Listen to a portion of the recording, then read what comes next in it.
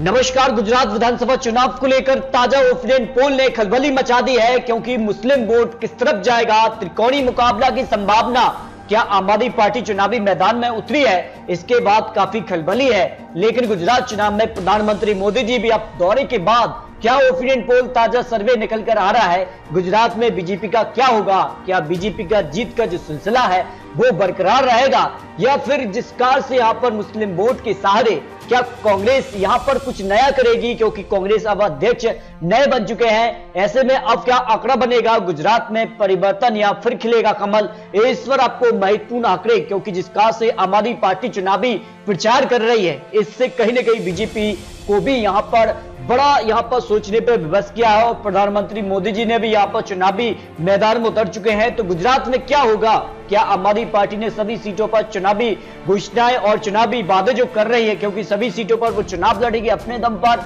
लेकिन गुजरात को लेकर जो बड़े बड़े वादे किए जा रहे हैं, इसके बाद क्या कुछ होगा, क्या कांग्रेस अध्यक्ष बनने के बाद तो क्या कांग्रेस को कुछ नया परिवर्तन दिखेगा, क्योंकि गुजरात में अब त्रिकोणीय मुकाबला देखने को मिल सकता है, जो आंकड़े यहां पर निकलकर सामने आ रहे हैं। लेकिन अरविंद केजरीवाल नए नए आंकड़े यहां पर निकालते हैं, नए ट्रिक के साथ चुनावी मैदान में है, तो क्या कुछ आंकड़ा उनके पाले में जा सकता है। इस पर 182 सीटों का ताजा ओपिनियन पोल क्या कह रहा है। बारो इसकी अगर बात की जाए, 5 सीटों में से बीजेपी 3, जबकि कांग्रेस को 2 सीटें जाने की संभावना ओपिनियन पोल लगा रहा है। जबकि राजकोट की 8 सीटों में से बीजेपी 3, आम आदमी पार्टी 4 और कांग्रेस को 1 सीट मिल सकती है। बनासकांठा की 9 सीटों में से बीजेपी 4 सीट, कांग्रेस को यहां पर 2 सीट, आम आदमी पार्टी यहां पर भी 3 सीटों पर जीत हासिल कर सकती है। आरावली की 3 सीटों में से बीजेपी 2 सीट, आम आदमी पार्टी यहां पर 1 सीट, कांग्रेस 0 सीट जा सकती है। गिर सोमनाथ की 4 सीटों में से बीजेपी 2 सीट, कांग्रेस को यहां पर 1 सीट पर आम आदमी पार्टी यहां पर जीत दर्ज कर सकती है। भावनगर की 7 सीटों में से बीजेपी 3 सीट, आम आदमी पार्टी 2 सीट, कांग्रेस को यहां पर 2 सीटें मिल सकती है। आनंद की 7 सीटों में से बीजेपी 4 सीट, आम आदमी पार्टी को 1 सीट और कांग्रेस को 2 सीटें जाने की संभावना दिखाई दे रही है। डांग की 1 सीट पर जो है आम आदमी पार्टी का यहां पर कब्जा हो सकता है। सुरेंद्रनगर की 5 सीटों में से बीजेपी 2 सीट, आम आदमी पार्टी 2 सीट, 1 सीट पर कांग्रेस को जीत मिल सकती है। सूरत की 16 सीटों में से बीजेपी 6 सीट, आम आदमी पार्टी को 5 सीट और कांग्रेस को यहां पर 5 सीटों पर जीत मिलने की संभावना लगाई जा रही है। वलसाड की 5 सीटों की बात की जाए तो बीजेपी 2 सीट पर आम आदमी पार्टी और कांग्रेस को यहां पर 1 सीट जा सकती है। छोटा उदयपुर की 3 सीटों में से बीजेपी 1 सीट, जबकि आम आदमी पार्टी को यहां पर 2 सीटें मिल सकती हैं। मोरबी की 3 सीटों में से बीजेपी तीनों सीटों पर पूर्ण रूप से कमल खिला सकती है। महासागर की 3 सीटों में से बीजेपी 1 सीट, जबकि आम आदमी पार्टी यहां पर 2 सीट जीत सकती है। पाटन की 4 सीटों में से सभी 4 सीटों पर भारतीय जनता पार्टी यहां पर जीत दर्ज कर सकती है। यहां पर बात की जाए साबरकांठा की 4 सीटों में से बीजेपी 2 सीट और 2 सीटों पर आम आदमी पार्टी यहां पर जीत दर्ज कर सकती है। जामनगर की 5 सीटों में से बीजेपी 3 सीट और आम आदमी पार्टी कांग्रेस को यहां पर 1-1 सीट पर जीत मिलने की उम्मीद यहां पर लगाई गई है। पोरबंदर की 2 सीटों में से बीजेपी 1 सीट पर आम आदमी पार्टी अब जीत रही है। पंचमहल की 5 सीटों में से बीजेपी 2 सीट पर आम आदमी पार्टी कांग्रेस को 1 सीट जा सकती है।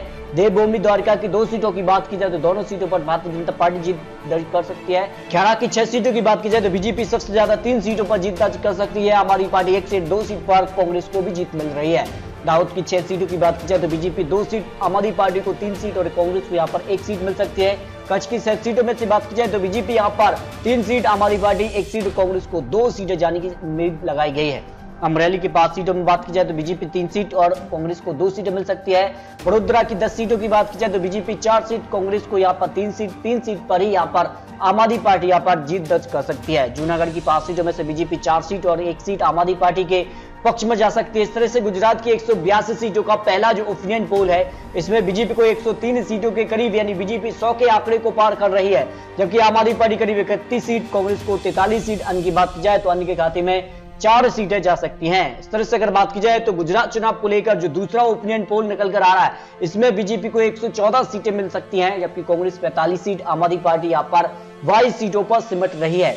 जबकि इसके अलावा अगर बात की जाए तो नवभारत का सर्वे जो ओपिनियन पोल है, इसमें बीजेपी 115 से लेकर 125 सीट, जबकि कांग्रेस 39 से 44 सीट, आम आदमी पार्टी 13 से 18 सीट, अन्य की बात की जाए तो 2 से 4 सीटें जा सकती हैं। इस तरह से अगर बात की जाए सी वोटर का जो ओपिनियन पोल है, इसमें भी बीजेपी को 135 से 143 सीटें मिलने की उम्मीद लगाई जा रही है गुजरात की 182 सीटों के लिए, जबकि कांग्रेस यहाँ पर 36 से 44 सीट, आम आदमी पार्टी 0 से 2 सीट, अन्य की बात की जाए तो अन्य के खाते में 0 से 3 सीटें जा सकती हैं।